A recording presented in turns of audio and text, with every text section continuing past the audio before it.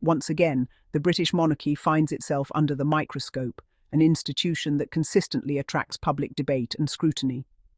This time, the focus is on a BBC apology, one that's making headlines for reasons that highlight the ongoing tension between the media and the palace.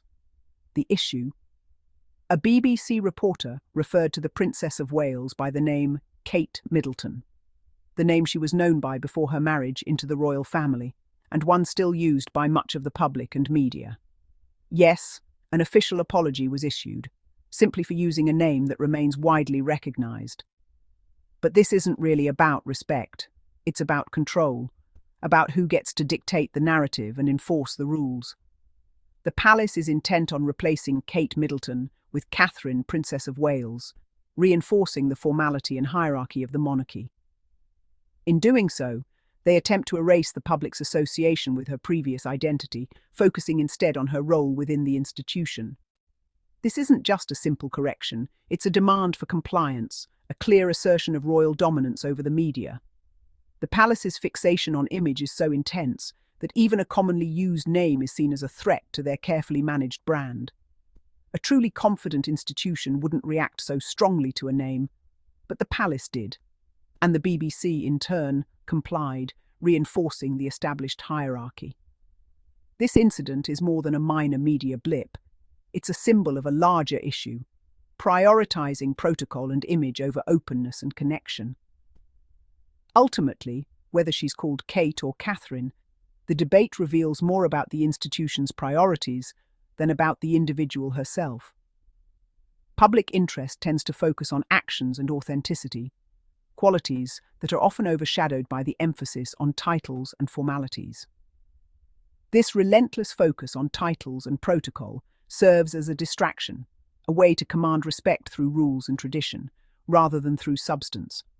It's a throwback to a time when deference was demanded, not earned, a relic of a bygone era that feels increasingly disconnected from today's world.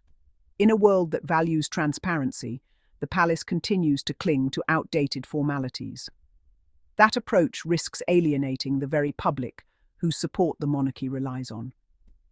It makes the institution appear out of touch and rigid in the eyes of many. The monarchy's tight grip on image is causing it to lose touch with the people it seeks to influence, widening the gap. And all of this over a name that for many is simply a reminder of the ongoing struggle between public perception and royal protocol. This name incident is just one thread in a tapestry of control at Kensington Palace. Every aspect of Kate's life is curated: outfits, words, appearances, all polished to perfection. But perfection isn't human. It's a prison. The palace isn't just managing her PR, it's erasing her individuality.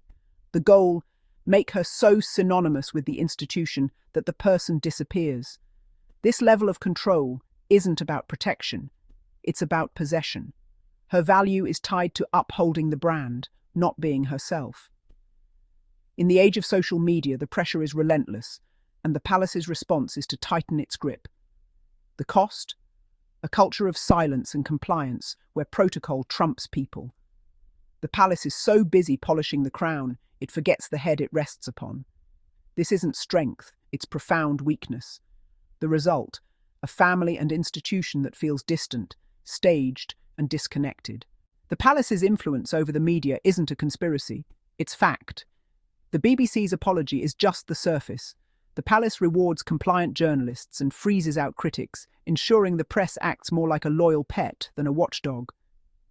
We've seen this playbook with far more serious scandals, like the pressure to bury stories about Prince Andrew. Their priority isn't truth or accountability, it's self-preservation. They leak, spin, and manipulate to protect the brand and favoured members. When the palace demands an apology over a name, it's a power play, a reminder to the media who's in charge. This is the same muscle they use to bury scandals and destroy reputations. It's a manipulation of truth that should concern anyone who values a free press. The palace's control over the narrative is chilling. Here's where the hypocrisy is impossible to ignore. The contrast in treatment is so stark, it's almost impossible to believe it's happening within the same institution. The palace mobilized instantly to defend Kate's title and reputation, issuing statements and rallying support. But where was this same level of protection for Meghan Sussex when she needed it most? When Meghan faced relentless abuse, racism, and invasive press coverage, the palace was silent. There were no urgent meetings, no public outcry, no visible support, no demands for apologies, no public defense, just silence. The absence of action spoke volumes, sending a clear message about who is worthy of protection. For Kate, an offence against her title is treated as an offence against the crown itself, triggering immediate response. For Meghan, a brutal assault on her character and well-being was met with indifference, as if her pain was invisible. This isn't just a double standard.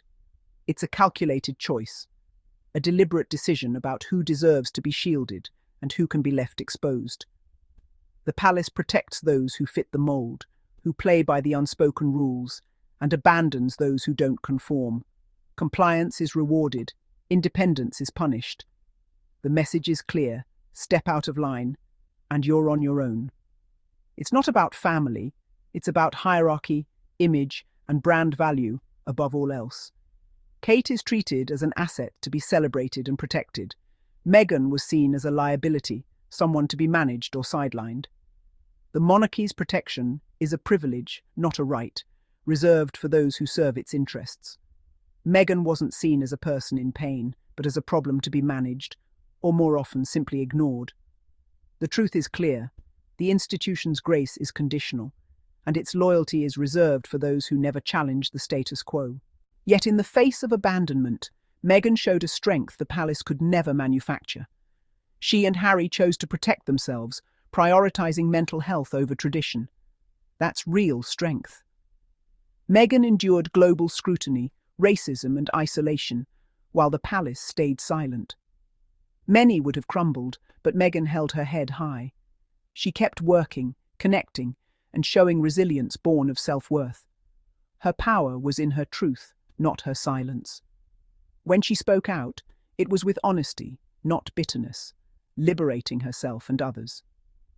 She took control of her narrative, something the palace desperately tries to control. Her authenticity became her shield. While the palace polished an image, Meghan lived a real, inspiring life. True power isn't in a title, it's in owning your story. The palace couldn't break her spirit. Peel back the palace PR and you see a stark contrast: style versus substance.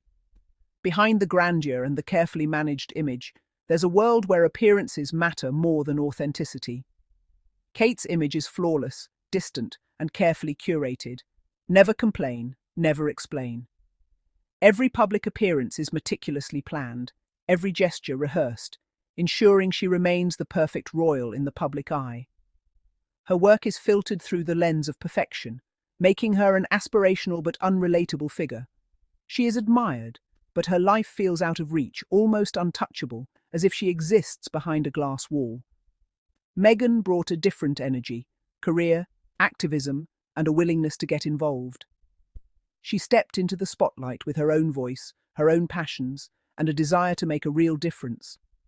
She connected with people, rolled up her sleeves, and made tangible change. Meghan's approach was hands-on, personal, and deeply human, breaking the mold of royal detachment. The palace was uncomfortable with Meghan's authenticity. It was too real, too unscripted. Her openness and willingness to speak out clashed with the institution's preference for silence and control. They prefer royals as symbols, not activists. The monarchy thrives on tradition, expecting its members to embody stability, not stir change. Kate fits the model: quiet, predictable, controllable. She is the embodiment of royal expectations, always composed, never controversial. Meghan's approach challenged the status quo, and the institution recoiled. Her willingness to break the mold exposed the limits of royal flexibility. One is a manufactured image, the other, an authentic woman. The contrast between them highlights the tension at the heart of the monarchy. The palace's preference for style over substance says everything about its priorities. It's a choice that shapes not just the royals, but the very image of the monarchy itself. They chose the illusion of perfection over the power of reality. In doing so, they reveal a deep fear of vulnerability and change. That choice reveals what truly matters to the monarchy, preserving the myth even at the cost of genuine connection. Let's call it what it is: staggering hypocrisy. The monarchy claims to stand for duty and integrity, but its actions say otherwise. How can it defend a title but stay silent on racist abuse? Demand an apology for a name but bury scandals? The priorities are backward, fighting over semantics while losing public trust. Every double standard cracks the foundation of the monarchy. The world sees the difference in how Kate and Meghan were treated. This isn't a private matter. It's played out on the world stage. If this is how they treat their own, how can they represent a modern nation? So what does this mean for the monarchy's future? Strip away the pageantry, and you see an institution that's fragile and out of touch. The world craves authenticity, not flawless idols. By silencing Meghan and sanitizing Kate, the monarchy loses its humanity. A monarchy that can't handle strong women or familiar names is afraid of the modern world. Their obsession with control exposes their weakness. In trying to polish the image, they reveal the rot within. How long can an empire of image truly last?